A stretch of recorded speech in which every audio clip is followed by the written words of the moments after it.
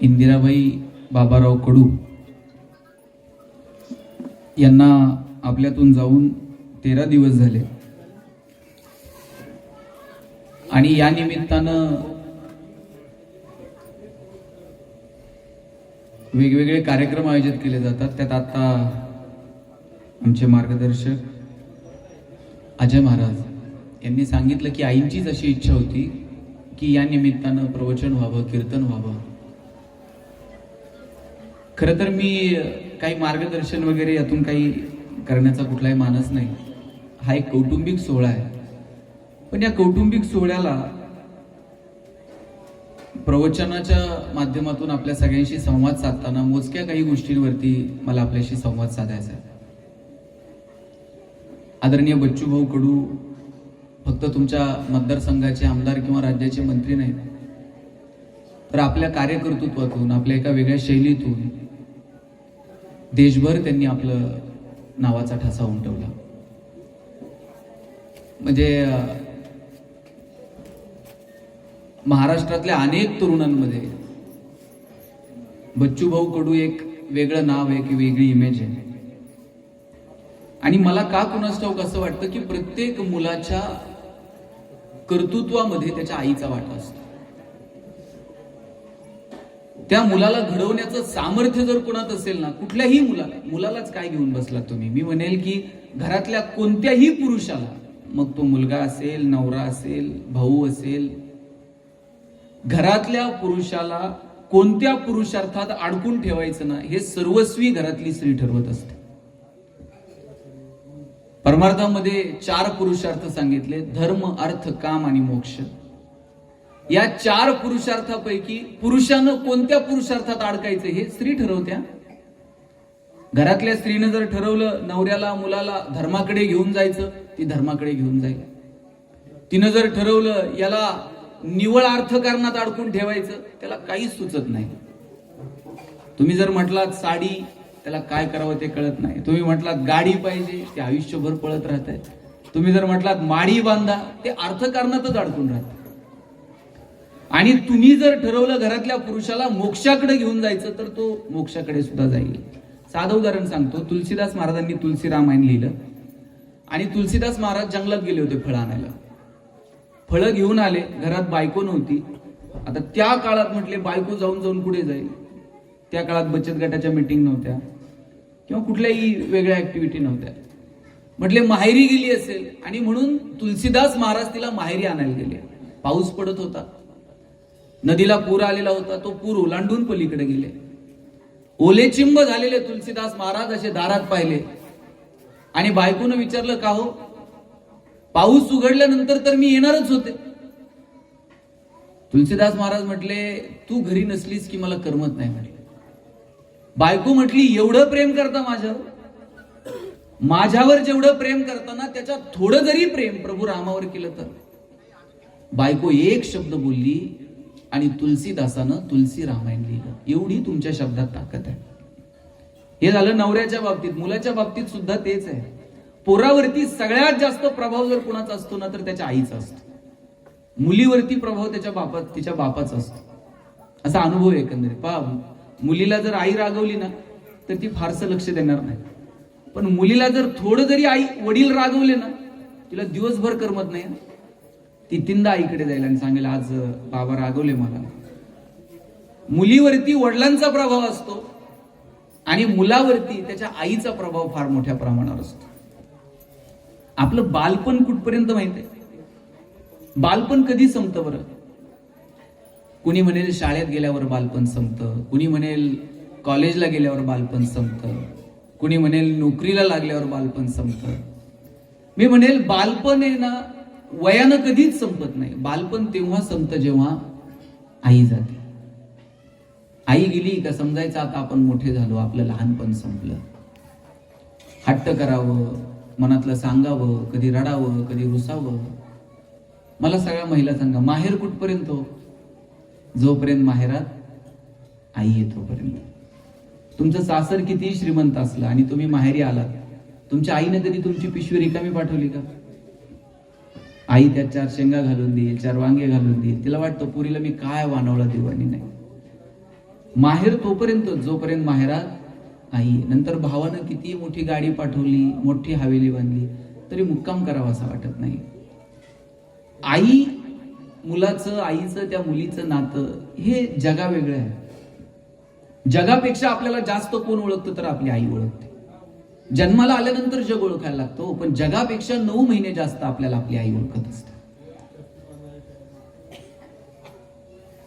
आपल्या जडणघडणीमध्ये तिचा इतका वाटा आहे. आपल्याला चालायला शिकवते, आपल्याला बोलायला शिकवते, आपल्याला बोटाला धरून. मला तर असं नेहमी वाटतं की ज्यांच्या ज्यांच्या घरात म्हातारी माणसं जिवंत आहेत ना, त्यांनी तोपर्यंत त्यांना जपावं. त्यांच्या नशिबानं घरात म्हातारी माणसं आहेत, त्यांनी त्यांना जपा. किती करते हो आई, किती किती प्रेम करते. मगाशी येताना मला संतोष पवार साहेब हे सांगत होते, म्हटले बच्चू भाऊ नेहमी सांगतात की लहानपणी काहीतरी खळं करत असताना ते शेताला आग लागली आणि इतका घाबरलो, म्हटले मी, असं वाटलं की आता घरातली माणसं मारतील की काय, आणि विहिरीत जाऊन उडी मारावी. मी विहिरीत उडी मारणार आणि त्यावेळेस कानावर आवाज आला, बच्चू.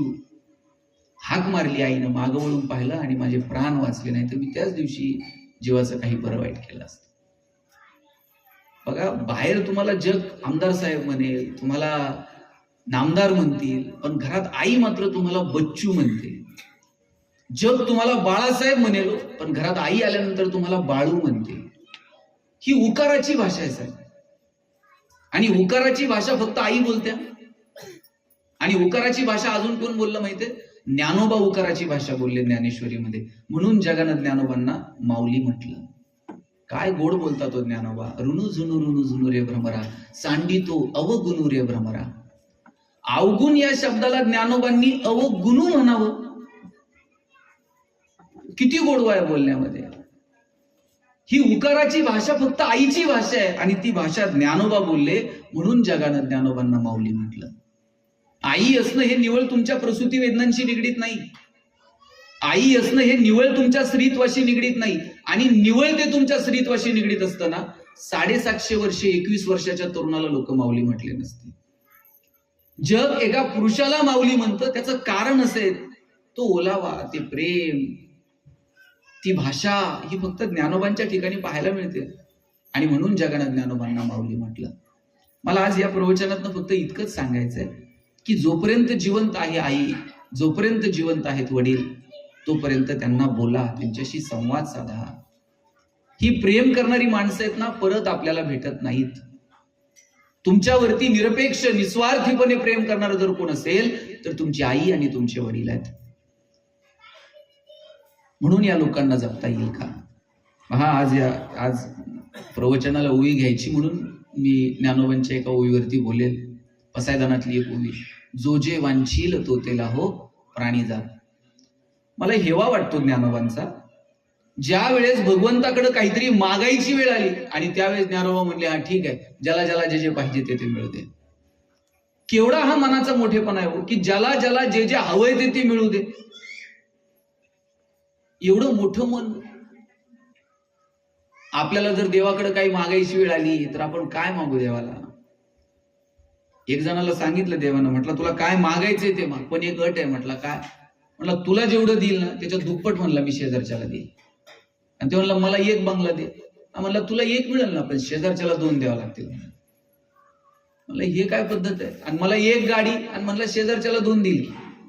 यानं 8 दिवस विचार करून देवाला सांगितलं. म्हणला देवा ते काय नाही, म्हणला माझा एक डोळा जाऊ दे. म्हणला का? म्हणला ते शेजारच्याचे 2 गेले पाहिजे.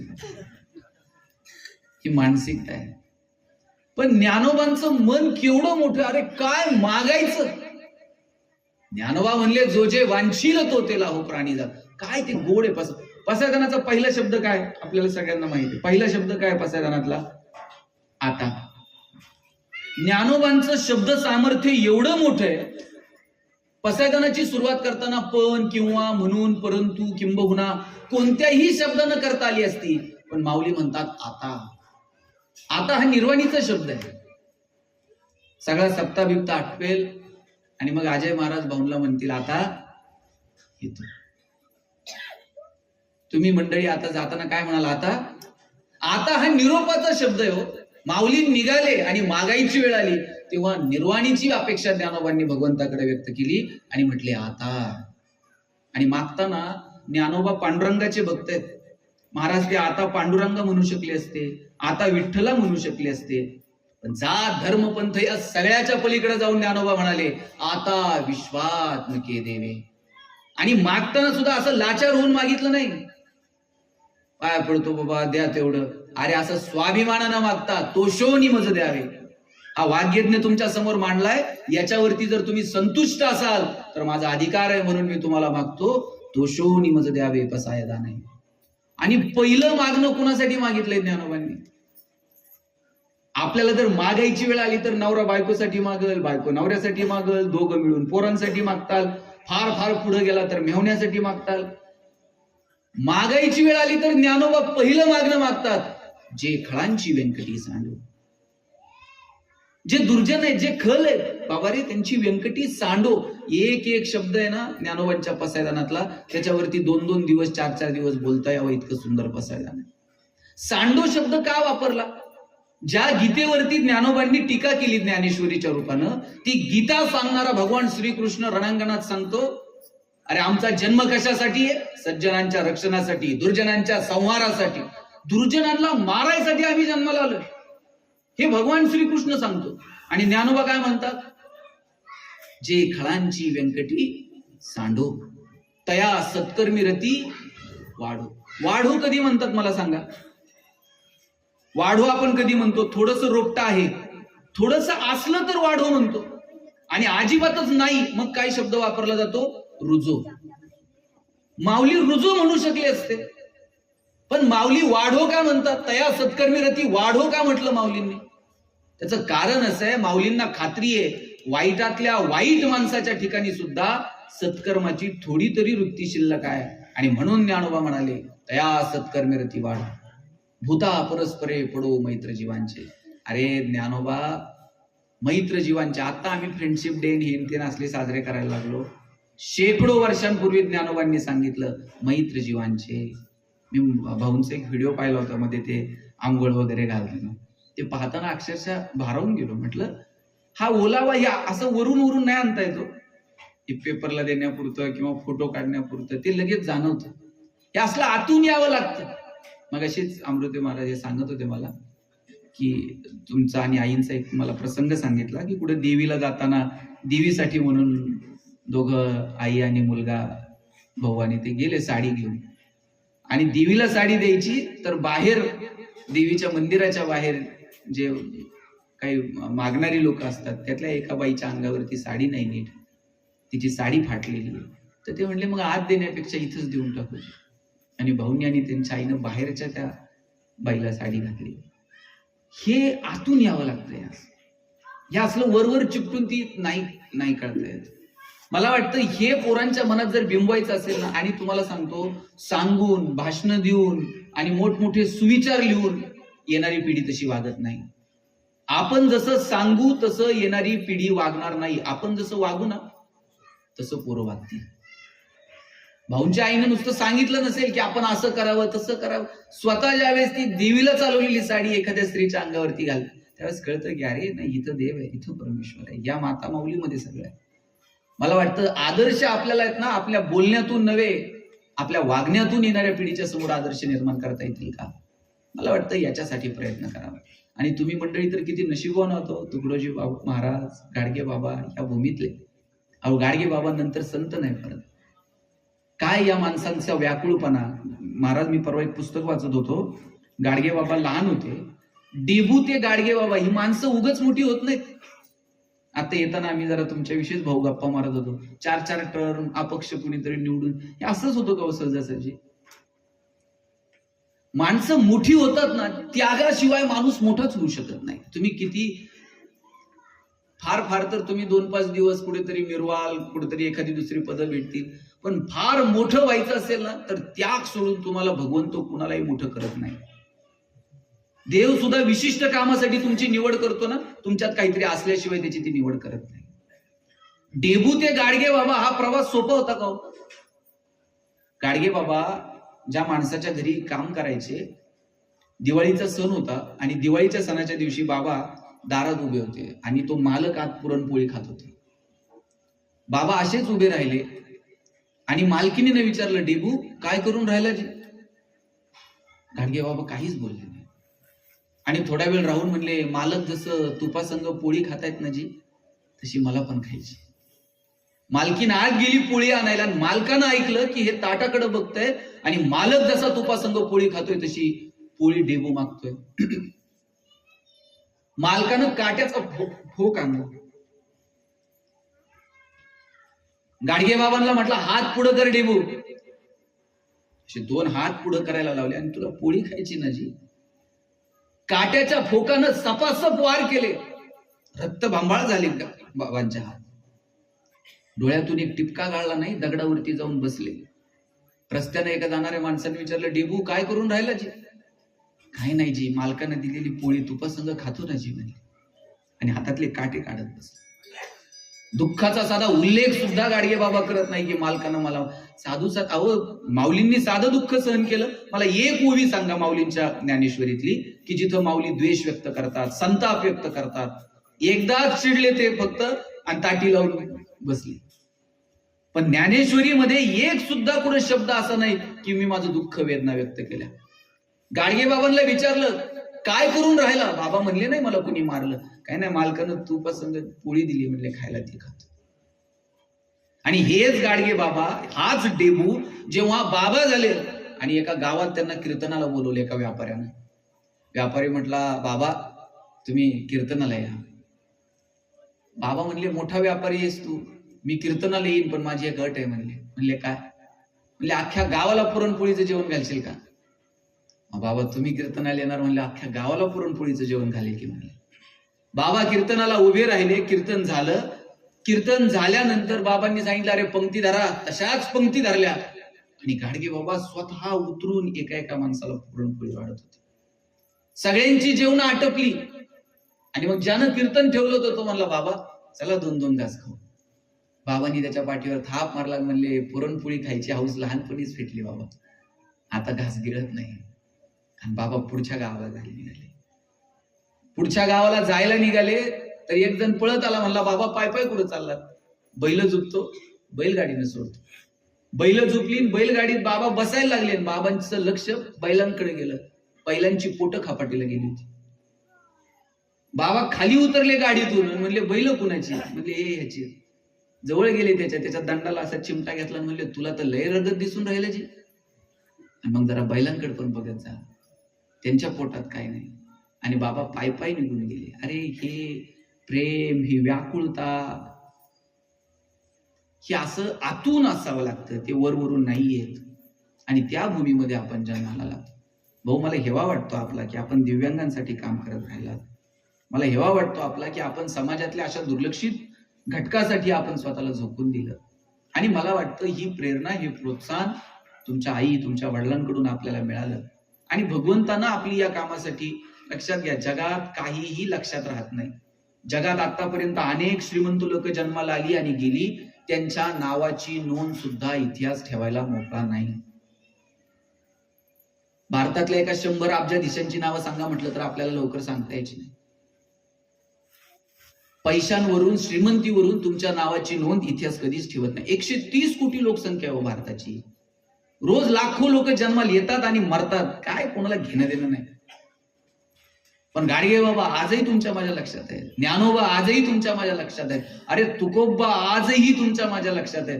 महाजनकीची कागदपत्र इंद्रायणीच्या डोहात नेऊन बुडून टाकली. लोक म्हणतात की इंद्रायणीनं गाथा परत केली, हा चमत्कार आहे. अरे ते काय चमत्कार तेव्हा? तुकोबांचा अधिकार आहे, इंद्रायणीला द्यावीच लागली गाथा.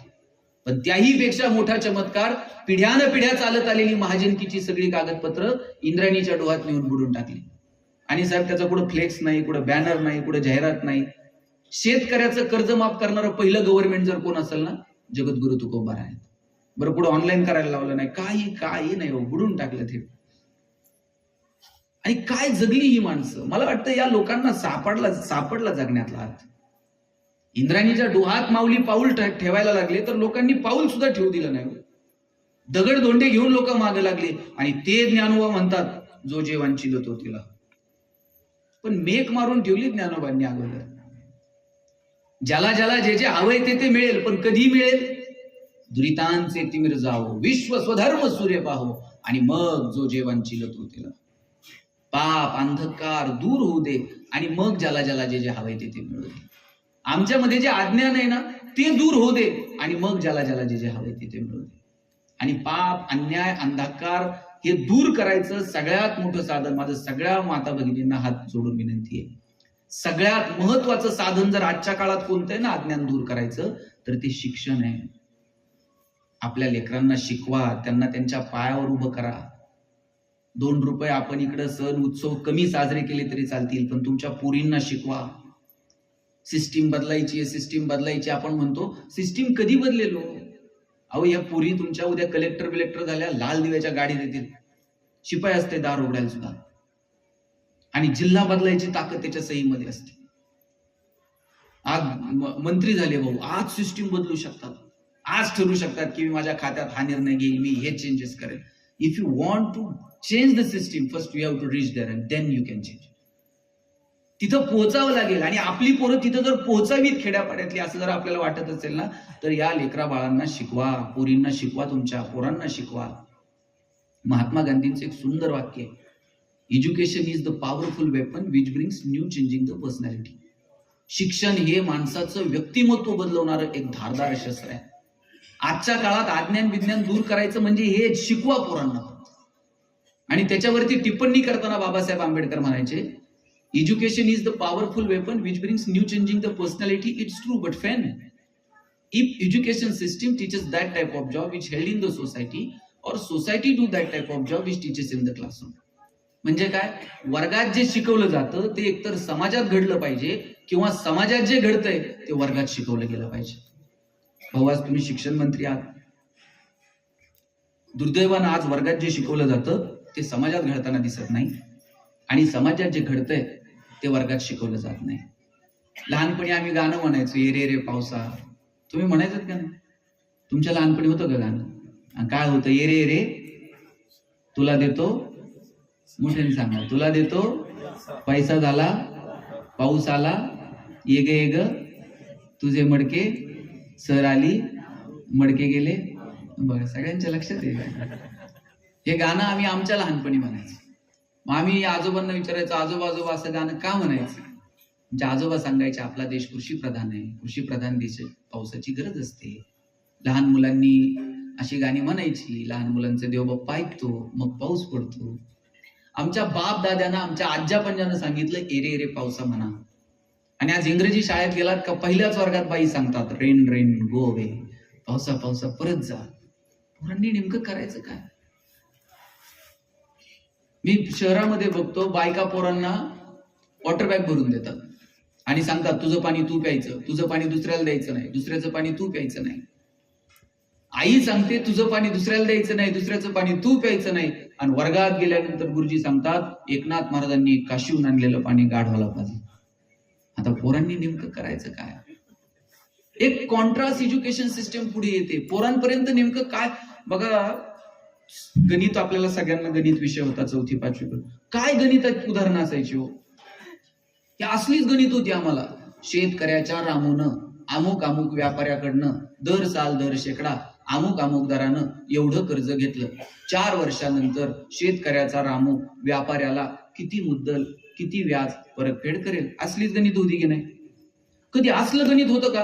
अमुक अमुक व्यापाऱ्यानं शेतकऱ्याच्या रामूकडून अमुक अमुक दरानं एवढं कर्ज घेतलं. म्हणजे लहानपणापासून मनाव बिंबवले ते शेतकऱ्याचा राम्याच कर्ज घेतोय, तेच फेडतोय, तेच मरतोय.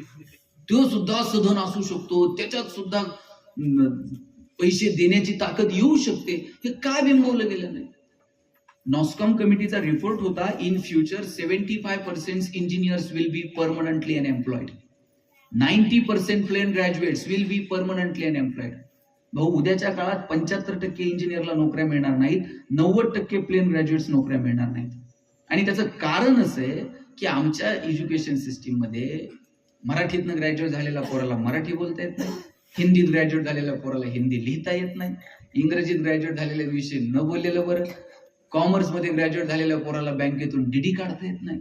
म्हणजे हात जोडून विनंती खेड्यापाड्यात, आपल्याला आहे ना आपले घर संसार बदलायचं एकच साधन आहे, आपली पोरं शिकली पाहिजेत. आपल्याकडे दुसरं काही नाही. असली जादू बिदू केलंय डायरेक्ट पोरा असं नाही होत. आपल्याला जर आपलं घर बदलायचं असेल, गाव बदलायचं असेल, जिल्हा बदलायचं असेल, खेड्यापाड्यात जाण असणारी पोरं राजकारणात आली पाहिजेत, समाजकारणात आली पाहिजेत, उद्योगात आली पाहिजेत, व्यापारात आली पाहिजेत. ही स्वप्न आपण कधी दाखवणार आहोत पोरांना? का आम्ही आमच्या पोरांना सांगितलं नाही उद्योगात या, व्यापारात या, व्यवसायात या? पोरग काही वेगळं करायला गेलं का बापच त्याला सांगते अंथरून पाहून पाय पसर. चला ते पोरग हातपाय खुडून खुडून मरून गेलं, पण बापानं काय त्याला कधी हातपाय पसरून दिले नाही. बापानं सांगितलं पाहिजे हातपाय पसर, अंथरुणाचं काय करायचं तुझा बाप बघ. एवढी धमक आम्हाला आमच्या लेकरात निर्माण करता आली पाहिजे. मला सांगा, शहाजी राजांनी शिवाजी राजांना काय असे 200 किल्ले, हे 2 लाखाचा फौज फाटा आणि हे सिंहासन आणि राजा आता बसावर का तुम्ही उद्यापासून छत्रपती, असं केलं का? अरे शहाजी राजे, जिजाऊ, शिवाजी राजांच्या मनात फक्त धाडस निर्माण केलं लढायचं. शिवाजी राजांच्या अगोदर काय शूरवीर नव्हते का? अनेक शूरवीर होते, राजांपेक्षाही शूरवीर होते. पण त्या काळात लढाईचं कुणी डेअरिंगच करायला तयार नाही. आपलं स्वराज्य असू शकतं एवढं स्वप्न बघायचं सुद्धा कुणी धाडस दाखवत नव्हतं. जिजाऊंची भूमिका महत्वाची, आईची भूमिका फार महत्वाची. आईनं सांगितलं शिवाजी राजांना, राजे स्वराज्य निर्माण करावं लागेल. अफजल खानाच्या भेटीला जाताना शिवाजी राजे थोडे अस्वस्थ झाले. काय म्हणायचं त्या आईच्या काळजाला? आई पुढे येऊन सांगते, राजे अस्वस्थ होऊ नका, तुम्हाला जर काही बरं वाईट झालं ना, संभाजीला गादीवरती बसवेल आणि स्वतः मी राज्यकारभार बदल. काय म्हणायचंय आईच्या काळजाला? आणि कशासाठी हे सगळं? आज संध्याकाळी 7:30-8 वाजता तुम्ही सगळ्या महिला इथं दिमाखात बसताय ना, याचं कारण आहे स्वातंत्र्य, याचं कारण आहे स्वराज्य. शहाजी राजांचे भाऊ होते खेळोजी राजे, त्यांची पत्नी आंघोळीला गेली तर परकीयांच्या सैन्याने उचलून नेलं तिला. ही अवस्था होती महाराष्ट्रामध्ये स्त्रियांची. एवढं काय सांगू तुम्हाला? एक प्रसंग सांगतो फक्त. जिजाऊ गरोदर होत्या. जिजाऊ जाधव आणि भोसले घराण्याचं प्रचंड वैर होतं. जाधव शहाजी राजांच्या माग लागले होते, शोधत होते पुढे शहाजी राजे. आणि गरोदर असणाऱ्या जिजाऊंना सुरक्षित कुठे ठेवायचं म्हणून जुन्नरला, शिवनेरीच्या पायथ्याला जुन्नरला विश्वासराव म्हणून त्यांचे नातेवाईक होते. शहाजी राजांनी जिजाऊंना तिथं ठेवलं. लखोजी जाधवांना कळालं की शहाजी राजे आलेले. लखोजी जाधवांनी अख्ख्या जुन्नरलाच वेढा घातला. विश्वासरावांच्या दारात जाऊन उभे राहिले आणि विचारलं, पुढे शहाजी भोसला, लपून बसले का? विश्वासराव म्हणले, भोसल्यांवर अजून ती वेळ आली नाही लपून. म्हणले मग पळून गेले असतील. दोघांनी एकमेकाच्या विरोधात समशेरी काढल्या, एकमेकांवर धावून जाणार. गरोदर असणाऱ्या जिजाऊ पुढे आल्या आणि जिजाऊ म्हणाले, आबा किती दिवस आपण आपलीच शस्त्र आपल्याच लोकांच्या डोक्यावर चालवायची आणि या सुलतानांनी या सगळ्या शाह्या भोगायच्या. बापाचा हात हातात घेतला, स्वतःच्या कपाळावर ठेवला आणि सांगितलं, हे शत्रुत्व ना, माझ्या कपाळावरचं कुंकू पुसा आणि संपून टाका हे शत्रुत्व. लखोजी जाधवांनी जवळ घेतलं जिजाऊंना आणि सांगितलं, पुरी तुझ्या कुंकवाला हात घालणार नाही.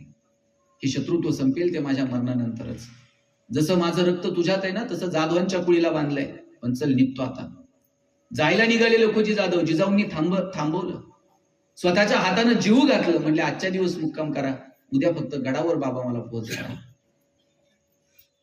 दुसऱ्या दिवशी लखोजी जाधवांनी जिजाऊंना गडावरती पोहोचवलं आणि सांगितलं, जिजा तुझ्या नवऱ्याने जरी मला बोलवलं नाही ना तरी निरोप धाड, पोराचं तोंड बघायला मी नक्की.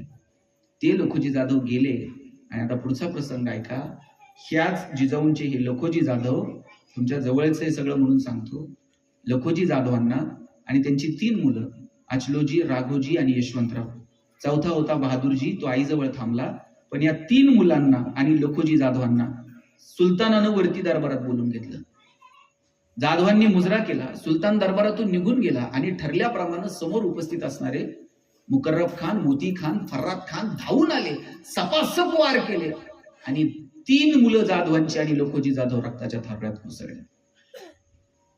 एक स्त्री म्हणून फक्त विचार करा, जिजाऊंच्या कानावरती ही बातमी जेव्हा गेली असेल की आपले 3 तरणेबांड भाऊ आणि वडील एकाच दिवशी कपटानं मारले गेले, आपल्या भावजाया, आपली आई विधवा झाल्या, आपलं माहेर संपलं, काय काय परिस्थिती झाली असेल जिजाऊंची? काय म्हटली असती एखादी आई? माझ्या घराचे हाल झाले, शहाजी राजे इकडे तिकडे आहेत, शिवबा यांच्या नादाला लागू नको, हे काय साधं प्रकरण नाही. पुढं त्या अफजल खानाच्या नादाला लागतो, पुढं शाहिस्त खानाची बोटं कापायच्या फंदात पडतो. आपण मिटून घेऊ आपापसात, जरा समझोत्यानी आपला आपलं एखादा सोपा परगाना अजून एखादी जहागिरी वाढून घेऊ, आयुष्य आरामात जगू. ज्या पुण्यामध्ये मुरार जगदेवनी नांगर फिरवला, गाढवाचा नांगर फिरवला, त्याच पुण्यामध्ये जिजाऊ शिवबाला सांगतात सोन्याचा नांगर फिरवा. त्याच शिवबाला आऊसाहेब सांगतात स्त्रियांकडे जर वरती डोळे करून कुणी बघितलं ना त्याला मुसक्या बांधून दरबारात हजर करा. अरे आईनं पेरावं लागतं, लक्षात ठेवा. तुम्ही जे पेरणार आहात तुमच्या मुलांच्या बाबतीमध्ये ते उगवणार आहे. तुम्ही तुमच्या पोराला सांगा बरं, राजा गरिबीत राहिलो तरी चालेल पण वाईट मार्गाने रुपया कमवू नको. पैसे कमवायचेत ना, जेवढे कमवायचे तेवढे कमव, पण वाईट मार्गाने आपल्याला कमवायचं नाही. तुम्ही आत्ता तुमच्या पोराला सांगा, आयुष्यभर त्याच्या लक्षात राहतंय बघा. बाप म्हणून तुम्ही तुमच्या पोराला सांगा की राजा 2 रुपये कमी कमवले तरी चालतील पण माझी मान कधी शर्मेनं खाली जाणार नाही ना, असं वाग. ते पोरग लक्षात ठेवतोय की बाप मला असं सांगतोय, बापानं असं वागलंय. काय पेरायचं हे आपण ठरवावं लागतं. जिजाऊंनी सांगितलं शिवबाला, राजे आपल्याला स्वराज्य निर्माण करावं लागेल, जनतेचं राज्य आणावं लागेल. लढत राहिले राजे, लिंबू टिंबू पोरं गोळा केली, त्यांच्या हातात समशिरे दिल्या आणि प्रतिज्ञा घेतली स्वराज्याची. त्या काळी प्रतिज्ञांना महत्व होतं, शब्दांना महत्व होतं, त्या घेतल्या जात होत्या, पाळल्या जात होत्या. आता शब्दांविषयी न बोललेलं बरं. तुम्ही प्रतिज्ञा घेता की नाही शाळेत? काय, भारत माझा, सारे भारतीय माझे, माझ्या देशावर माझे. रोज घेता की नाही प्रतिज्ञा? प्रतिज्ञा रोज घ्यायची असते का? एकदाच घ्यायची असते आणि आयुष्यभर पाळायची असते. मंत्री झाल्यावर एकदाच शपथ झाली ना, आता रोज थोडीच असते. एकदाच देतात आणि सांगतात आयुष्यभर पाळा. पण शाळेत रोज प्रतिज्ञा असते. ते गुरुजीला माहित आहे, ते रात्रीत नाही विसरते, उद्या परत प्रतिज्ञा द्या. बरं, ती प्रतिज्ञा घेताना पण ती पोरग त्याच्या खांद्यावर हात ठेवते, ती त्याच्या खांद्यावर हात ठेवते.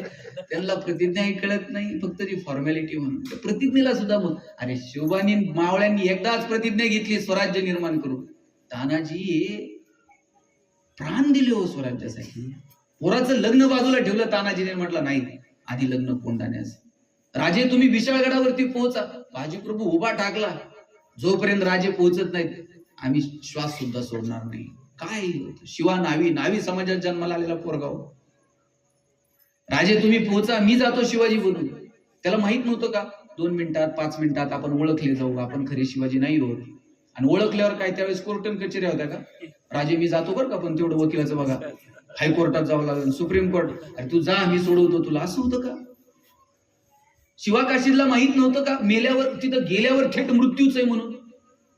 अरे ओळखला गेला, सपासप वार झाले आणि मरताना म्हटला बहादर. अरे जगताना शिवा नावी म्हणून जगलो, पण मरताना मात्र शिवाजी महाराज बनून मरते. ही निष्ठा होती आणि ही पेरली हो. शिवाजी राजा आहे ना, अद्भुत रसायन आहे. लक्षात, तुम्ही मॅनेजमेंट मधला कोणताही कन्सेप्ट घ्या, आपण इतके नशिबवान आहोत ना की आपल्याला ज्ञानोबा तुको बघायला मिळाले, आपल्याला शिवाजी संभाजीराजांचा इतिहास. जगात आदर्श शोधायचीच गरज नाही हो. हे जग जिंकायला निघाले होते नेपोलियन वगैरे. शिवाजी राजांचं राज्य हे इतर राजांच्या तुलनेत फार छोटा असेल,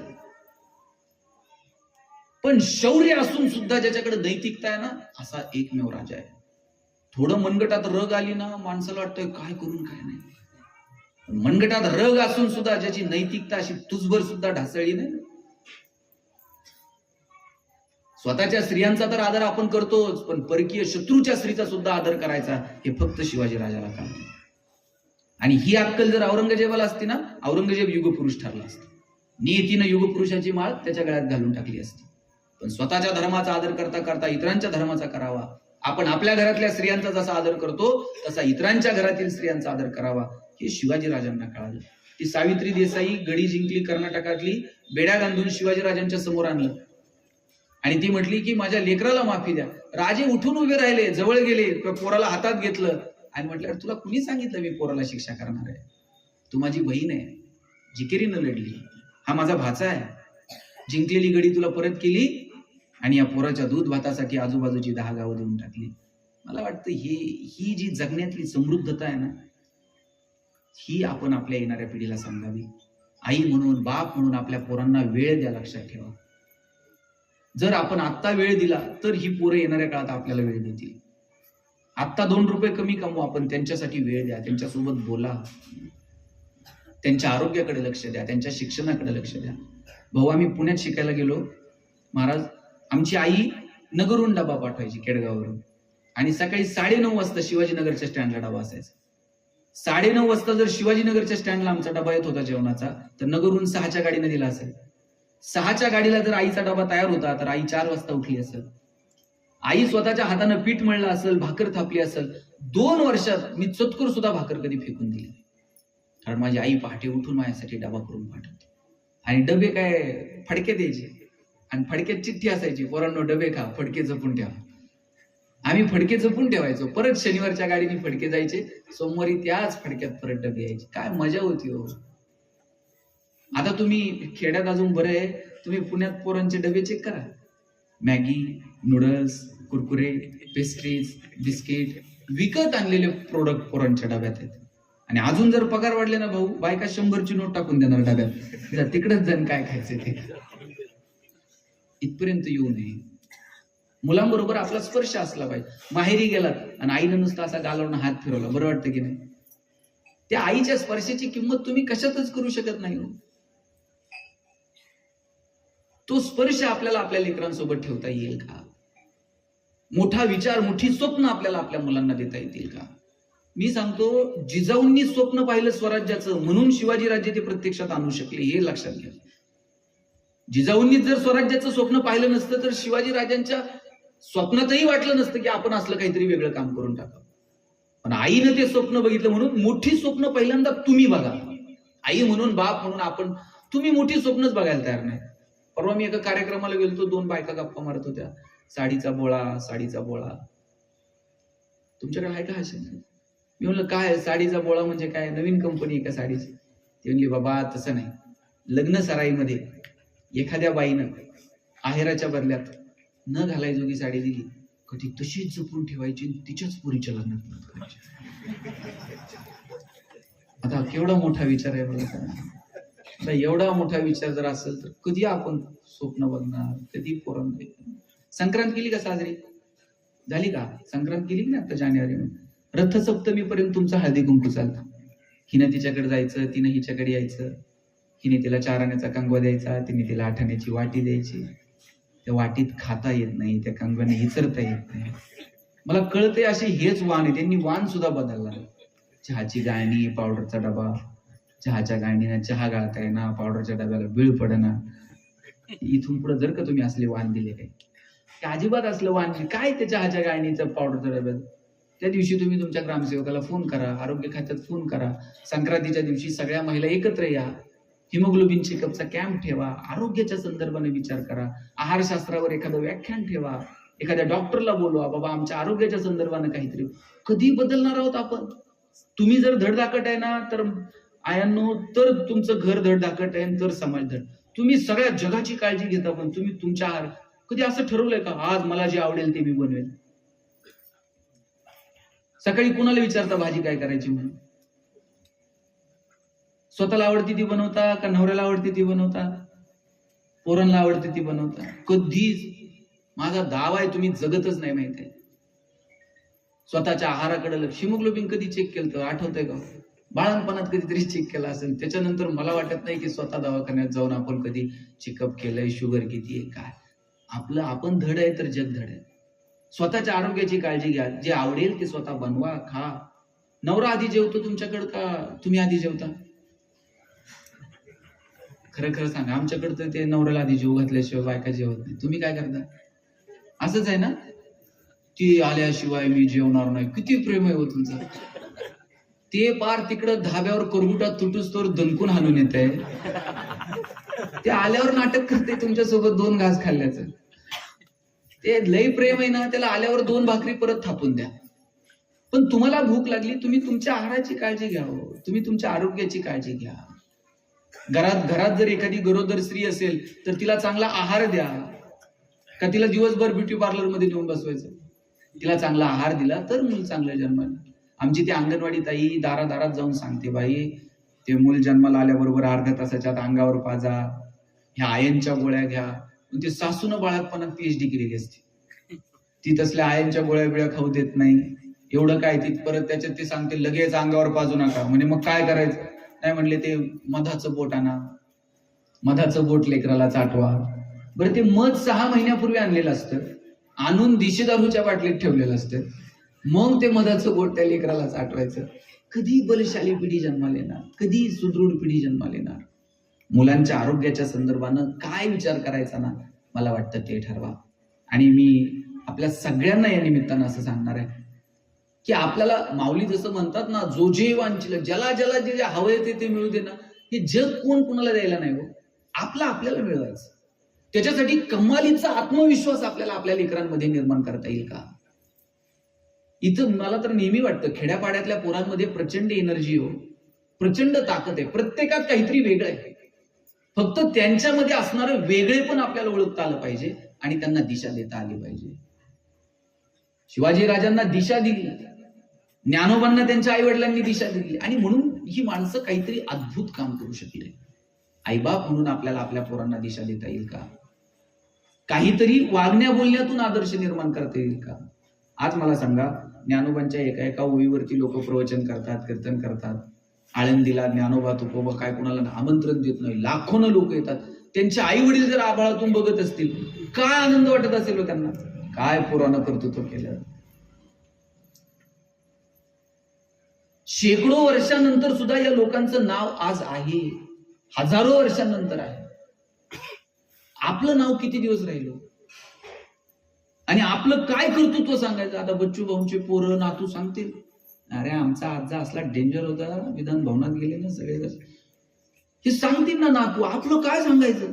आपण काय कर्तृत्व केलं सांगायचं. आपल्या नातूंना काय सांगते, यांचे पैलवान येते, यांचे नातू बितू सांगते, आमचा आजा 10 गावात जोड मिळत नव्हता कुस्तीला, हे सांगता येईल ना. आपलं काय सांगायचं? आमचा आजा म्हणले असला डेंजर होता, राग आला ना आजीला तांबे फेकून मारायचं. अरे काय कर्तृत्व, काय सांगणार काय होतं? येणाऱ्या पिढीला आपल्याविषयी काहीतरी सांगता यावं असं कर्तृत्व आपल्याला निर्माण करता येईल का? आणि त्यासाठी कमालीचा आत्मविश्वास आपल्याला आपल्या येणाऱ्या पिढीत निर्माण करता येईल का? जगात असा एकही माणूस नाही की भगवंतानं ज्याला काहीच चांगलं दिलेलं नाही. इथं बसलेल्या प्रत्येक माणसात वेगळेपण आहे. फक्त आपल्याला आपल्यातलं वेगळेपण ओळखता आलं पाहिजे, तेव्हा जगणं समृद्ध होऊन जातं. सचिन तेंडुलकर सारखा षटकार ऐश्वर्याला मारतील का? त्यांच्यासारखा ठुमका लता दिदींना देता आला असता का? लता दिदींसारखं गाणं अशोक सराफला म्हणता येईल का? प्रत्येकात वेगळे हो काहीतरी. तुम्ही मला म्हटले ना प्रवचन करा, मी अजूनही 4 तास बोलत राहील. पण तुम्ही म्हणले आता आलायतच तर मग एखादी कुस्ती करून जायचं, आपल्याच्यानं जमणार नाही. प्रत्येकाचा रोल ठरलेला आहे. भाऊंनी राजकारण करावं, तुम्ही उद्योग व्यवसाय करावा, महाराजांनी आध्यात्मिक क्षेत्रात काम करावं. तसं आपल्या प्रत्येकात जे वेगळेपण आहे ना, ते वेगळेपण ओळखता आलं पाहिजे. मी MBA ला ऍडमिशन घेतलं पुण्यात आणि आमच्या सरांनी मला विचारलं, गणेश तुला MBA कशात करायचं म्हटलं. मी म्हटलं मला ह्युमन रिसोर्स मॅनेजमेंट मध्ये MBA करायचं. मग ते वर्गात प्रत्येकाला विचारायचे कोण MBA कशात करणार. आमच्या वर्गात एक बोबडं बोलणारं पोरग होतं. त्याला विचारलं तुला MBA कशात करायचं? म्हटलं मला मार्केटिंग मध्ये MBA करायचं म्हटलं. सर म्हटले तुला नीट बोलता येत नाही, तू मार्केटिंग मध्ये काय, कॉमर्स बॅकग्राऊंड आहे, फायनान्स मध्ये MBA कर. वर्ग वर्गात उठून उभं राहायला म्हणला असल कळणार तर मार्केटिंग मध्ये MBA कळणार नाही तर शिकणार नाही. सर म्हणले तुला काय करायचं ते उद्योग कर, आपण परीक्षा घेऊयात, शोधूयात की कुणामध्ये मार्केटिंगचं इनबॉर्न टॅलेंट आहे, त्यानं मार्केटिंग मध्ये MBA करा. आता आम्हाला वाटलं आम्ही बोलणारी पोरं 100 रामायणाच्या प्रती तर अशा बाजारात येऊ. 8 दिवस आम्ही बाजारात फिरलो. 9व्या दिवशी वर्गात आलो. सर म्हणले गणेश 100 पैकी किती प्रती गेल्या? म्हणले 4. राहुल 8, संतोष 10. मार्क मिळवणारी पोरं पण 20 पेक्षा जास्त प्रती कोणाच्याच गेल्या नाही. ते बोबडं बोलणारं पोरग मागच्या बाकावर बसायचं. त्याला विचारलं तुझ्या किती गेल्या रे? आणि म्हणला सर 100च्या 100 प्रती विकून आलो. आणि सर म्हणले केलं काय? मार्केटिंगची कोणती स्ट्रॅटेजी, कोणतं रेफरन्स बुक केलं? म्हणला काहीच नाही. लोकांच्या दालात जायचो, बेल दाबायचो, लोक बाहेर यायची, लोक बाहेर आली की समोर लामायण ठेवायचं आणि सांगायचं हे लामायण विकत घेता का वाचून दाखवू? लोक म्हणायचे वाचून नको दाखवू, तुझं रामायण विकत घेतो. आता मला सांगा बोबडं बोलणं विकनेस आहे का स्ट्रेंथ? आणि असा दाबून ठेवला असता तर स्ट्रेंथ ठरला असता का? आपल्या प्रत्येकात वेगळे पण आहे हो, ते ओळखता आलं पाहिजे, असं भन्नाट जगता आलं पाहिजे. हे आयुष्य परत कधीच मिळणार नाही. आता आमचा येताना विषय झाला किती उपकार आहेत देवाचे आपल्यावर की त्यांनी आपल्याला माणूस म्हणून जन्माला घातला. रस्त्यावरती रोज 2-4 कुत्री मरून पडलेली असतात. त्यांच्या पिलांना तक्रार करता येते का पोलीस स्टेशनला जाऊन की आमच्या बापाची चूक नव्हती, याच्याच गाडीचा ब्रेक दाबला नाही, आमची कंप्लेंट घ्या? त्यांना दुःख व्यक्त करतात. रोज त्या धाब्यावरती कोंबड्या बांधून नेतात लोक, अशा उलट्या बांधलेल्या असतात काठीला, त्यांच्या चोचीतून फेस बाहेर पडत असतो. इतकी कृतज्ञ माणसं आपण. तिला म्हणता येतं का आम्हाला माहिती आहे आता आम्हाला पुढे चालवलंय, पण जरा नीट न्या, शेवटचा प्रवास तर आमचा नीट गोड होऊ द्या. अरे जनावरांना दुःख व्यक्त करता येत नाही, जनावरांना भावना व्यक्त करता येत नाहीत, आपण माणसं आहोत, आपल्याला व्यक्त होता येतं. आपल्याला जर दुःख कळतंय ना तर ते पुसण्यासाठी आपले हात सुद्धा पुढे सरसवले पाहिजे. भाऊ आपण दिव्यांगांसाठी काम केलं, आपल्याला ते दुःख कळालं. एखाद्याच्या वेदना जर आपल्याला कळाल्या ना तर त्या कळाल्यानंतर त्या वेदना आपण सगळ्या जगाचं आपण दुःख पुसू शकणार नाहीत, मला मान्य आहे. जगात खूप दुःख आहे, आपण काय सगळ्या जगाचं दुःख पुसू शकणार नाही. पण ज्यांच्या दारात बाग फुलून आली ना त्यांनी 2 फुलं इतरांना देऊन टाकावी. तुम्ही सगळी बाग द्या असंही मी म्हणत नाही. ज्यांचे सूर जुळून आले त्यांनी 2 गाणी गावी. ज्यांच्या दारात आभाळ भरून आलं त्यांनी ओंजळवर पाणी द्यावं. आणि ज्यांची उंची त्यांच्या प्रारब्धानं म्हणा, त्यांच्या कष्टानं म्हणा, त्यांच्या पुण्याईनं म्हणा, ज्यांची उंची आभाळाला टेकली ना त्यांनी तशाच मानावर करून बघू नये. माना मोडून जातील. त्यांनी थोडंसं खाली झुकावं. आणि जी माणसं मातीत मिसळतात त्या मातीत मिसळणाऱ्या माणसांना थोडंसं वरती उचलून घेता येईल का? मला वाटतं याच्यासाठी प्रयत्न करायला हवेत, तर जगणं समृद्ध होतं. कुणीतरी एकटाच द्यायला बसलाय असं नाही, आपल्या प्रत्येकात थोडी थोडी तर देण्याची दानत असली पाहिजे. हो, विंदा करंदीकरांची खूप सुंदर कविता आहे, देणाऱ्यानं देत जावं, घेणाऱ्यानं घेत जावं, आणि घेता घेता एक दिवस देणाऱ्याचे पराशे कोपरापासून तुडून घ्यायचे, त्याच्या हात नाही तुडून घ्यायचे. त्याच्यामध्ये जी देण्याची दानत आहे ती थोडी तरी आपल्यामध्ये आत्मसात आपण करावी. हिरव्या पिवळ्या डोंगरांकडून हिरवी पिवळी शाल घ्यावी, सह्याद्रीच्या कड्याकडून छातीसाठी ढाल घ्यावी, वेड्यापिच्या ढगांकडून वेडेपिसे आकार घ्यावेत, मातीमधल्या प्रश्नासाठी पृथ्वीकडून ओंकार घ्यावेत, उसळलेल्या दर्याकडून पिसळलेली आयाळ घ्यावी, आणि शांत वाहणाऱ्या भीमेकडून तुकोबाची माळ घ्यावी. देणाऱ्यानं देत जावं, घेणाऱ्यानं घेत जावं, आणि घेता घेता एक दिवस देणाऱ्याचे हात घ्यावे. ही देण्याची वृत्ती आपल्यामध्ये असली पाहिजे. मी असंच एका भाषणात म्हटलं, थोडं तर आपल्यातलं समाजाला देत जावं. ते म्हणले पण नेमकं द्यायचं किती? म्हणजे तुझं तू बघ बाबा, काय असेल ते थोडंफार आपल्या जेवढं शक्य होईल तेवढं समाजाला आपण देत जावं. व्याख्यान झाल्यानंतर असे विचार करतच निघाले होते, किती द्यावं, नेमकं काय करावं. आणि त्यांना रस्त्याने सोन्याचा हांडा सापडला. आता हे म्हटले हे तर फुकट सापडले म्हणले, आणि देवाच्या कृपेनं सापडले, थोडं तर म्हणले आपण देवाला देऊ. म्हणले किती द्यायचं?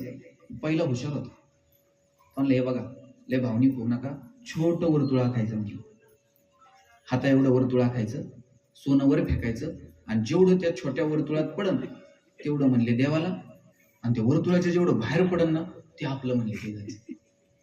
दुसरा म्हणला किती नालायक माणूस आहे म्हणला, अरे आत्ता तिथं प्रवचनात ऐकलं, आता हे देवाच्या कृपेने फुकटचं सापडलंय, आणि तू म्हणतो असं छोटं वर्तुळ, आणि वर्तुळात पडून ते देवाचं असलं नाही म्हणला, अख्ख्या गावाला वर्तुळ आखायचं म्हणलं मोठं, आणि म्हणला मग काय करायचं, आणि सोनं वर फेकायचं म्हणलं, जेवढं वर्तुळात पडून तेवढं आपलं, आणि जेवढं वर्तुळाच्या बाहेर पडेल तेवढं देवाचं. तिसरा म्हणला काय नालायक आहे म्हणलं, दोघं असलं वर्तुळ बिरतुळ आखायच्या फंदात अजिबात पडायचं नाही म्हणलं. म्हटलं मग म्हणलं देव कुठं असतो? वर. सोनं वर फेकायचं, जेवढं वर राहील तेवढं देवाचं.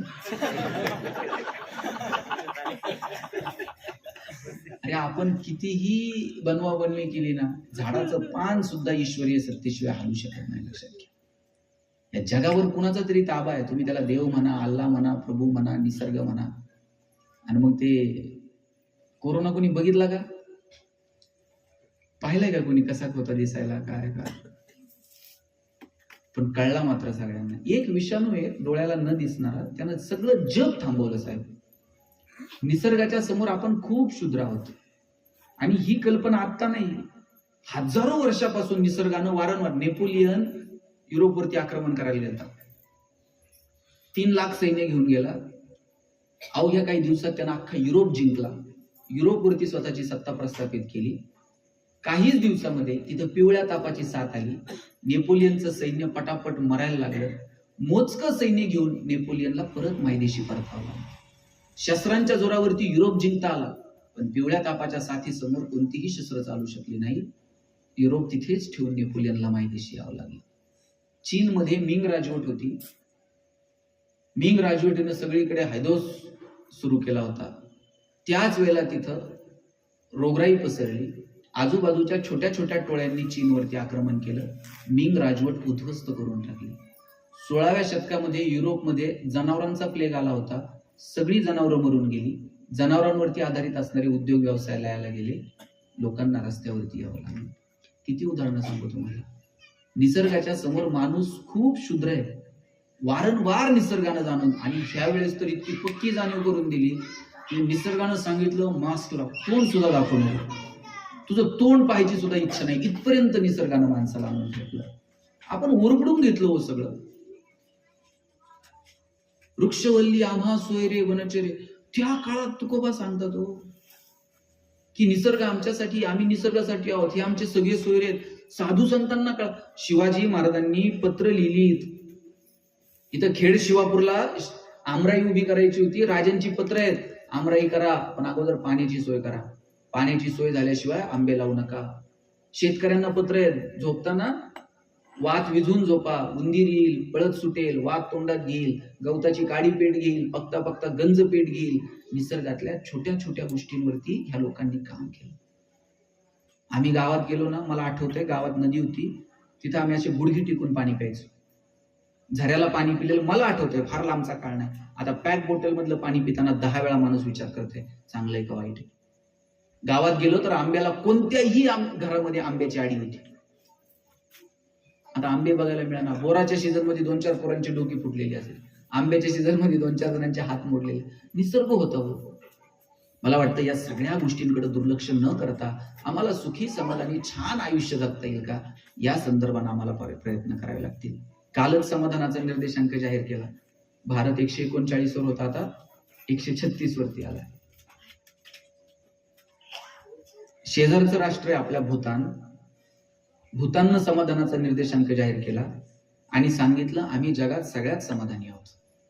चकचकीत रस्ते नाहीत, चमचमीत मॉल नाहीत, पण जगात आम्ही समाधानी आहोत.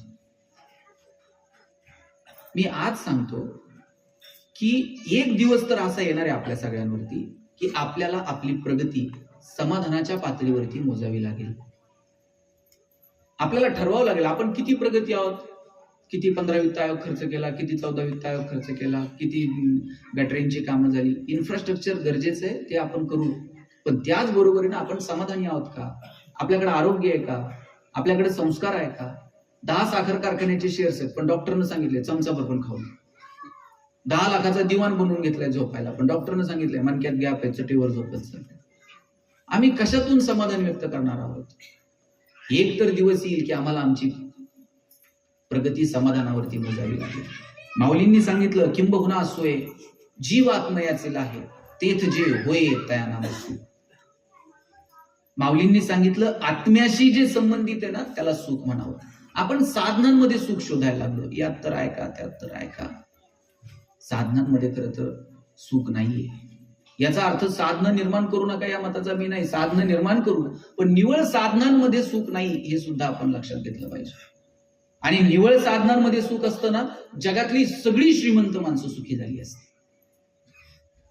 आणि लक्षात घ्या, आपला सगळ्यांचा हव्याच्या सुखासाठी आहे ना, एक वेळ दुःख सहन करायला कमी ताकद लागते, पण सुख सहन करायला त्याच्यापेक्षा सुद्धा जास्त ताकद लागते. दुःख माणूस रडून मोकळा होऊन सहन करेल हो, पण सुख सहन करायला आहे ना पाय जमिनीवर लागतात, संस्कार भक्कम लागतात. आमच्याकडे नगरला एक बस स्टँड आहे आणि त्या बस स्टँड वरती रोज एक भिकारी भीक मागत असायचा. आणि एक दिवशी त्याला चक्कर आली, खाली पडला. 2-4 पोरांनी उचललं, त्याला दवाखान्यात घेऊन गेले. डॉक्टर त्याच्यावर इलाज करायला लागले आणि इलाज करता करता डॉक्टरांना त्याच्या खिशात आहे ना लॉटरीचं तिकीट सापडलं. डॉक्टर म्हणले जरा इलाज राहू द्या बाजूला. त्यांनी ते आकडा जुळतोय का नाही बघायला सुरुवात केली. खरा भिकारी कोण आता तुमची तुम्हीच द्या. आणि ते काय झालं, ते आकडा जुळला आणि भिकाऱ्याला आहे ना 10 कोटीची लॉटरी लागली. आता 10 कोटीची लॉटरी लागल्यावर डॉक्टर म्हणला याला जर सांगावं 10 कोटीची लागली तर अटॅक येऊन मरायला बसलाय म्हणले, सुख सहन करायला जास्त ताकद लागते. डॉक्टर म्हणले 10 कोटी नाही, आपण जरा हळूहळू थोडं थोडं सांगू म्हणले.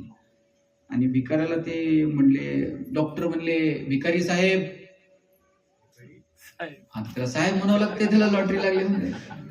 समजा तुम्हाला 1 कोटीची लॉटरी लागली तर भिकारी म्हणलं 1 कोटी काय, 1 कोटीला कोण खातो म्हणलं एवढं, 1 कोटीत काय म्हणलं होत नाही. हे म्हणले 1 कोटीला नॉर्मल आहे, आकडा वाढून सांग. आणि समजा म्हणले 2 कोटीची लागली तर म्हणलं 2 कोटीत म्हणला नगरमध्ये बंगला बिंगला बांधून थोडंफार भागन म्हणलं आपलं. आणि म्हणले 3 कोटीची लागली, नगरला कोण थांबतो म्हणला, कोरेगाव पार पुणे, पुण्यात बंगला घेत असतो म्हणला 3 कोटी. म्हणले हे 3 कोटीला पण नॉर्मल आहे, आकडा थोडा वाढून सांग. आणि म्हणले 5 कोटीची लागली तर ते म्हणला भारतात थांबतच नाही, 5 कोटी तर अमेरिकेतच जातो, तिकडेच राहतो. ते म्हणले हे 5 कोटीला पण नॉर्मल, याला काहीच व्हायना. म्हणले आता याला खरा आकडा सांगू म्हणले आपण. आणि म्हणले खरं सांगा. आणि 10 कोटीची लॉटरी लागली तर भिकारी म्हणला डॉक्टर माझं 5 मध्येच भागते, 10ची लागली ना उरलेले 5 त्याला देऊन टाकीन ज्यांनी पहिल्यांदा ही बातमी सांगितली. हे ऐकल्यावर डॉक्टरला अटॅक आला. खरं सांगा, दुःख सहन करायला जेवढी ताकद लागते ना त्याच्यापेक्षा जास्त ताकद सुख सहन करायला लागते. म्हणून सुख सहन करण्यासाठी अपेक्षित असणारा संस्कार, सुख सहन करण्यासाठी अपेक्षित असणाऱ्या गोष्टी ह्या याच वयात आपल्या मुलांना द्या. तुमच्या मुलांना ज्ञानोबा तुकोबा समजून सांगा, आपल्या मुलांना रामकृष्ण समजावून सांगा, आपल्या मुलांना राम काय, कृष्ण काय, ज्ञानोबा काय, तुकोबा काय, गाडगे बाबांनी काय केलं, तुकडोजी महाराजांनी काय केलं. मला वाटतं हे सांगण्यासाठी आपण सगळ्यांनी वेळ द्यायला हवा. राम, कृष्ण, ज्ञानोबा, तुकोबा हे आपण जोपर्यंत येणाऱ्या पिढीला सांगणार नाही तोपर्यंत त्यांचे पाय जमिनीवरती राहू शकत नाही. म्हणून आपल्या येणाऱ्या पिढीला जमिनीवरती राहावं आणि सांगा बरं का, आपल्या नातवाला रोज जवळ घ्या, त्याला सांगा ज्ञानोबा, तुकोबा, राम. आपलं ते नातू गोष्ट सांगा म्हणलं तर आज त्याला सांगते, एक होता राजा, त्याच्या 2 राण्या, एक आवडती, एक ना, या असल्या गोष्टी ते नातू तेच करते कॉलेजला गेला, 1 राजा 2 राण्या, 1 आवडती, 1 नाव. काय पेरणार आहात तुम्ही? तुम्ही जे पेरणार आहात ते उगवणार आहे, लक्षात ठेवा. आणि म्हणून ज्ञानोबांनी जो मनाचा मोठेपणा दाखवला तो मनाचा मोठेपणा दाखवा. ज्याला ज्याला जे जे हवंय ते मिळू दे ही भावना ठेवा. आणि त्याच्यासाठी दुरितांचे तिमिर जावं, विश्व स्वधर्म सूर्य पाहो. आपल्यातला अंधकार दूर करायचा असेल तर आपल्या येणाऱ्या पिढीला शिकवा, त्यांच्यामध्ये ती भाव निर्माण करा. आणि जे खर्च करायचा आहे ना तो पोरांच्या शिक्षणावर करा. जत्रा खत्रा, पाहुणे रावळे, आहेर, दुनिया, भानगडी याच्यात 2 रुपये कमी खर्च करा, पण पोरांच्या शिक्षणाला मात्र मागं पुढे बघू नका. लेकरं शिकली पाहिजेत आपली. साहेब, पोरांचं आता आपण मंत्री आहात या विभागाचे, गावागावांमध्ये मंदिरही पाहिजे, सगळे पाहिजे, पण गावागावातल्या शाळा साहेब इतकी वाईट अवस्था आहे गावागावांमध्ये शाळांची. लोक इकडे कशालाही वर्गणी करतील, पण गावातली शाळा बांधायला 2 रुपये द्या म्हणला ना मग मात्र लोक पुढे येत नाहीत.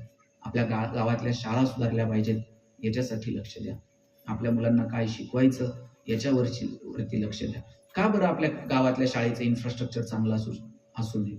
माझ्या गावातली शाळा 1954 साली बनली, त्याच्यानंतर परत प्राथमिक शाळेला टाकली.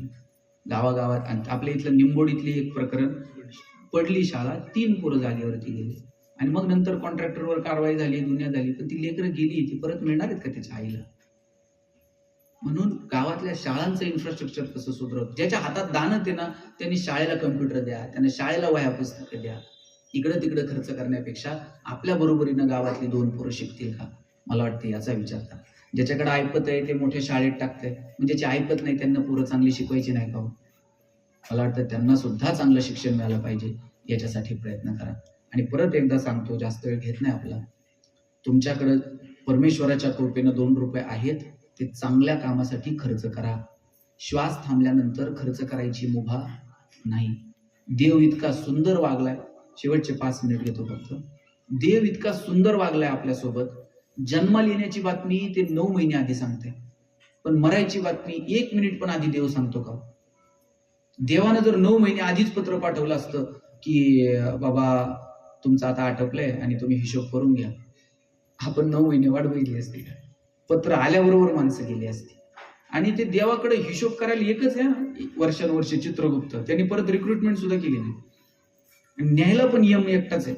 समजा यमानं जर आपल्यासारखे 4-5 खाली ठेवले असते, बरं ते खाली ठेवताना म्हणले असते यांची टीईटी घ्या, बरं ते टीईटी घ्यायची म्हणजे इतका घोळ परत ते, आणि त्यातून पास झालेले जर यमानी खाली ठेवले असते, त्यांनी सुईनी माणसं नेली असते का?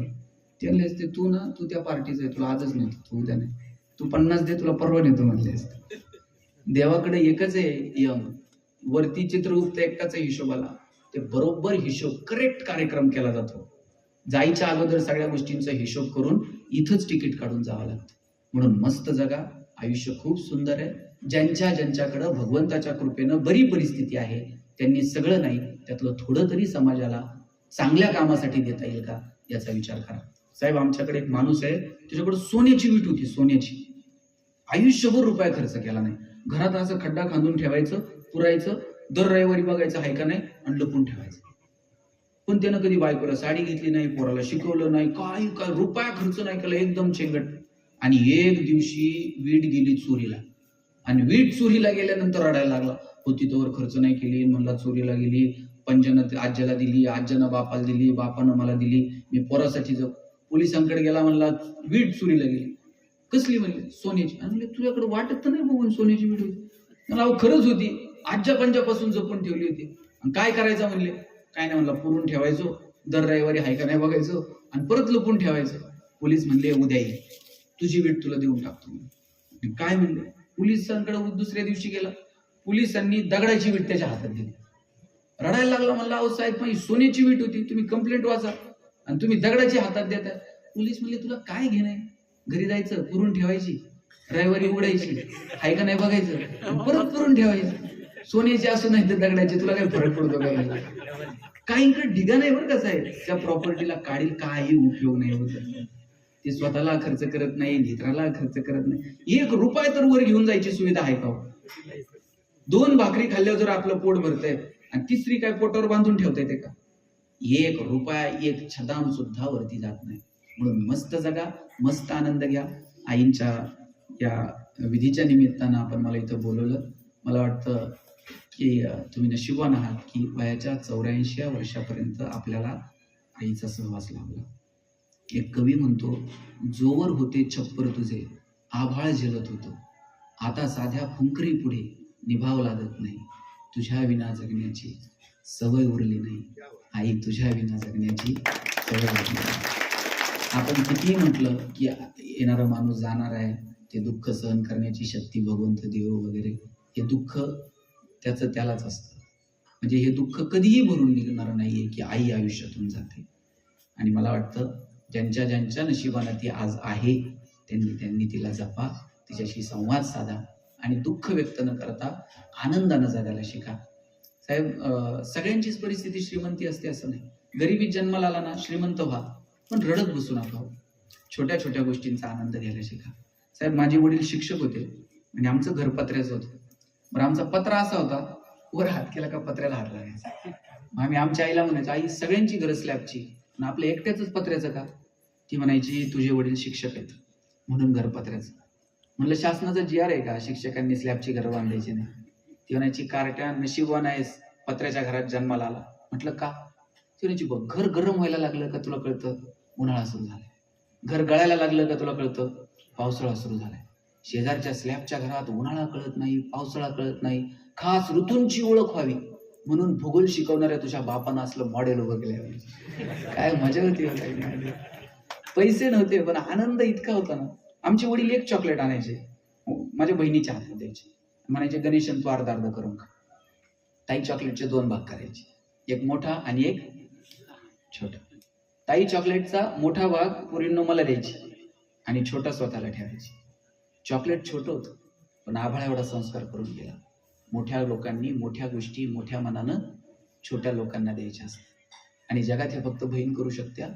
म्हणून बहिणीचा सन्मान करा, आपल्याही आणि इतरांच्याही. आपण आपल्या बहिणीचा जितका सन्मान करतो तितका इतरांच्या बहिणीचा जर केला तर कोणत्या बहिणीसाठी मोर्चे काढावे लागणार नाहीत, कॅन्डल मार्च काढावे लागणार नाहीत. सुंदर आयुष्य आहे, माणूस म्हणून जन्माला आलो. येणारी प्रत्येक व्यक्ती जाणार आहे. भगवान श्रीकृष्णाला देह ठेवावा लागला, प्रभू रामाला देह ठेवावा लागला, ज्ञानोबा तुकोबांना ठेवावा लागला, छत्रपती शिवाजी संभाजीराजांना सुद्धा देह ठेवावा लागला. आपल्याला सुद्धा प्रत्येकाला इथून जायचं. एका स्मशानभूमीवर खूप सुंदर वाक्य होतं, मेरी मंजिल बस यही तक थी, बस आते आते मैंने जिंदगी गुजारली. आपल्या सगळ्यांना तिथंच पोहोचायचंय. तिथं जाईपर्यंत फक्त जेवढं छान जगता येईल ना, कुणी असं म्हणू नये की अरे बरं झालं बाबा हे आता गेलाय ना, गाव शांत झालं, असं म्हणून. गेल्यानंतर 2 लोक हळहळली पाहिजेत, कुणाच्या तरी डोळ्यात अश्रू तरळले पाहिजेत. इतकं संवेदनशील, इतकं सुंदर आपल्याला जगता येईल का? मला वाटतं याचा विचार करा. दुःख प्रत्येकाच्या वाट्याला येत आहे. जगात एक तर माणूस आहे का ज्याला दुःख नाही? प्रत्येकाला दुःख आहे, पण त्या दुःखातून सुद्धा आनंदाचे 2 शब्द शोधायचे. कधी दुःखाच्या समोर छाती काढून उभं राहायचं, तर कधी संकटाच्या समोर मिश्किलपणे सामोरं जायचं. तुम्हाला ते महमूद माहिती आहे का सर पवार साहेब? ते महमूदचे पिक्चर बघायचो आम्ही लहानपणी, आणि त्या महमूदच्या छातीवर एका गुंडानं अशी बंदूक ठेवली आणि त्याला विचारलं, बोल तेरी आखरी ख्वाहिश क्या है? तर याच्यापेक्षा काय संकट आहे हो? गुंडानं थेट बंदूक ठेवूनच विचारले, आखरी ख्वाहिश क्या है? महमूद म्हटलं, आखरी ख्वाहिश तरी बंदूक मुझे दे दे म्हटलं. काय भन्नाट जग नाही. आता संकटाच्या समोर सुद्धा कधी कधी संकटाला वाटलं पाहिजे कुठून याच्या नादाला लागलं, जाऊ दे, मिश्किलपणे जगता आलं पाहिजे, भन्नाट जगता आलं पाहिजे. किती संकट हो शिवाजी राजांच्या आयुष्यात. मिर्झा राजे सोबत तह झाला, संभाजी राजांना सोबत घेऊन गेले औरंगजेबाला भेटायला, आणि ज्यावेळेस औरंगजेबानं हत्ती भेट दिला संभाजी राजांना, आणि दिलेर खान गंमत करावी म्हणून म्हटला, शंभूराजे आप इतने छोटे हो और हाथी इतना बड़ा है, इस हाथी को आप महाराष्ट्र में कैसे ले जाओगे? एवढा एवढा संभाजी राजा दिलेर खानाच्या डोळ्यात डोळे घालून सांगतो, ये तो जानवर है, बैठ कर जाएंगे, नहीं आया तो खींच कर ले जाएंगे, लेकिन हमारे आबा साहब ने जो आपको किले दिए हैं वो तो अभी महाराष्ट्र में है, उन्हें आप आग्रा कैसे ले आओगे? अरे आता दिलेत तुम्हाला तहात आणि गेल्यावर घेऊ की म्हणला परत एक. अरे लढणं काय असतं, पेटून उठणं काय असतं ना, या मातीनं जगाला शिकव. मानेवरती तलवार ठेवून विचारलं, क्यों पटेल और लढोगे? आणि त्याही अवस्थेत दत्ताजी शिंदे म्हटला, क्यों नाही, बचेंगे तो और भी लढेंगे. मला वाटतं ही जगण्याची प्रेरणा आपण आपल्या लेकरांना द्या. मस्त जगा, खूप सुंदर जगा. हे आयुष्य परत मिळणार नाही, त्या प्रत्येक आयुष्याचा क्षणाक्षणाचा. श्रोते मंडळी, 10-15 दिवसामध्ये अनेक कीर्तन प्रवचन इथे झाले, कवी संमेलन झालं.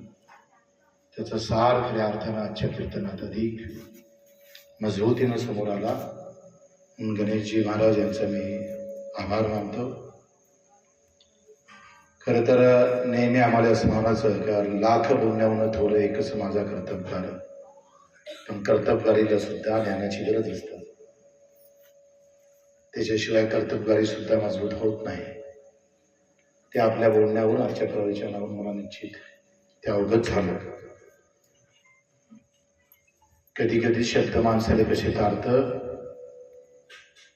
ज्ञान माणसाला कुठं घेऊन जातं, त्याचे अनेक उदाहरण आपण इथे दिले. आम्ही तेरवी गिरवी प्रवचन कीर्तन याच्या खूप दूर होतो. 2-2 तास बसा, 3-3 तास बसा, राम राम म्हणा. फटकाराचं पण नाही, धरून पाहून सांगायचं काय यांना काही धंदे नाही का?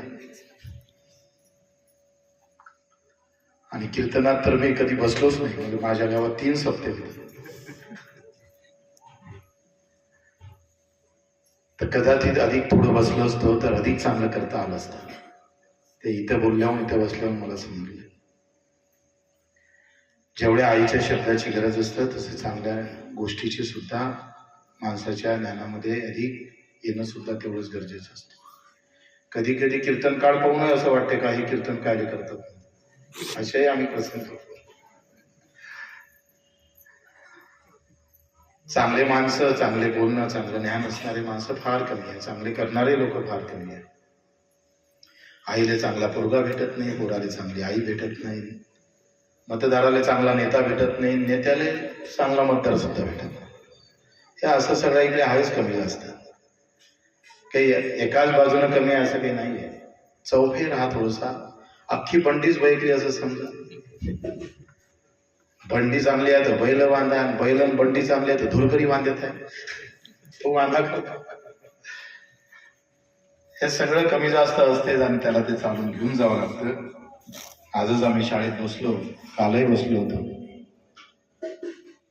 आणि या मतदारसंघातल्या वारे गुरुजीला घेऊन, खरं तर वारे गुरुजीचा संपर्क आहे भास्कर महाराजांना आणला, आणि 7 दिवस 10 दिवस कीर्तन ठेवा आमच्या तर ध्यानीमानी कीर्तनाच्या मंडपालाच भेटलो नाही आम्ही कधी.